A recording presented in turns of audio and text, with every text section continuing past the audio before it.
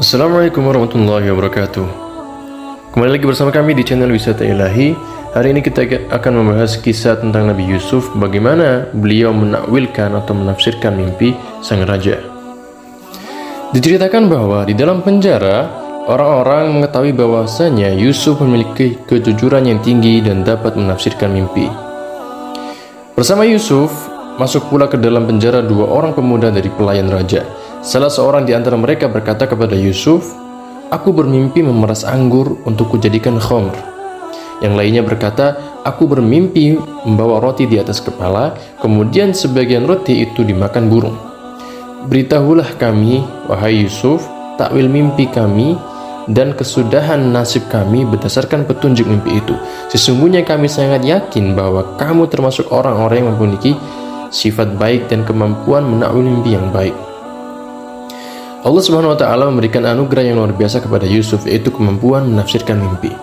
Dengan kemampuannya itu, Yusuf telah menyelamatkan kerajaan Mesir dari kelaparan akibat kemarau yang sangat panjang. Hal itu bermula ketika pada suatu malam, Raja Mesir, yaitu Raja Ar-Royan, bermimpi. Dalam mimpinya, ia melihat 7 ekor sapi gemuk-gemuk muncul dari sungai dan merumput di padang rumput tak jauh dari sungai itu. Tak lama kemudian, muncul 7 ekor sapi kurus-kurus dari sungai. Ketujuh sapi itu segera bergabung merumput bersama 7 ekor sapi gemuk-gemuk.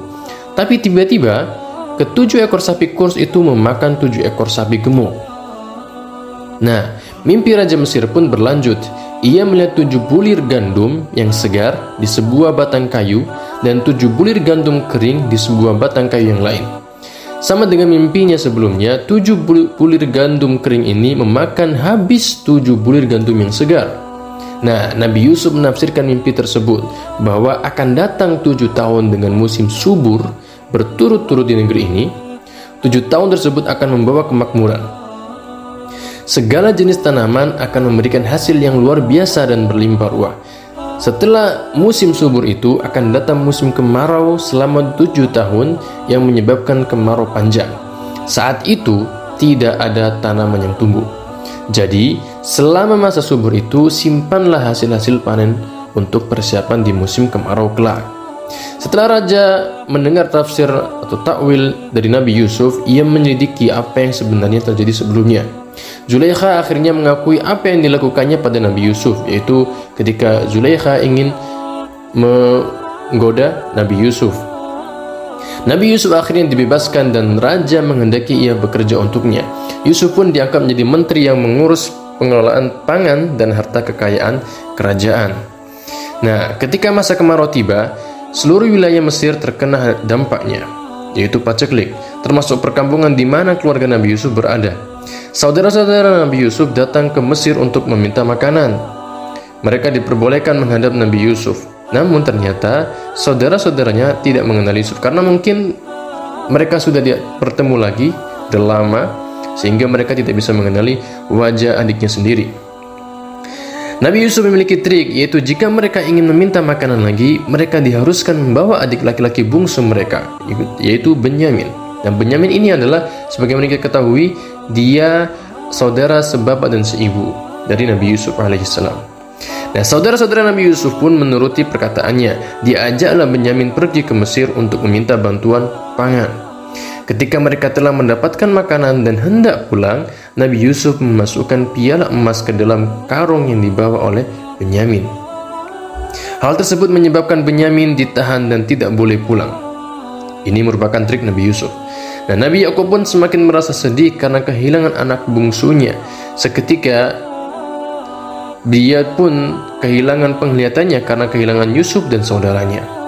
Kisah Nabi Yusuf alaihissalam selanjutnya diceritakan bahwa ketika saudara-saudara Nabi Yusuf datang kepadanya lagi, Yusuf mengungkapkan jati dirinya kepada mereka.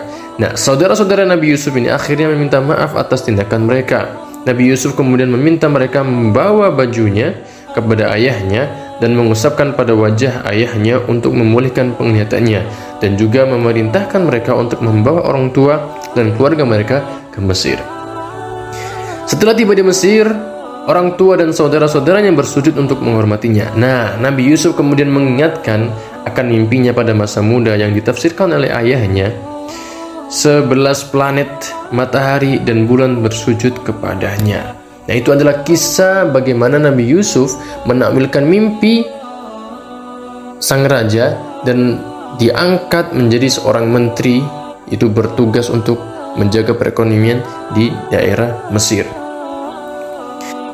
Cerita ini memiliki pesan moral yang sangat luar biasa, pelajaran yang sangat penting bagi kita bahwasanya Nabi Yusuf telah bersabar menghadapi segala macam cobaan, rintangan, hambatan, dan lain sebagainya dalam hidup, sehingga di akhir beliau memiliki posisi atau jabatan yang sangat tinggi dan memiliki kehormatan yang sangat luar biasa, sehingga diangkat menjadi seorang menteri dan mengangkat semua keluarganya yang sedang kesusahan.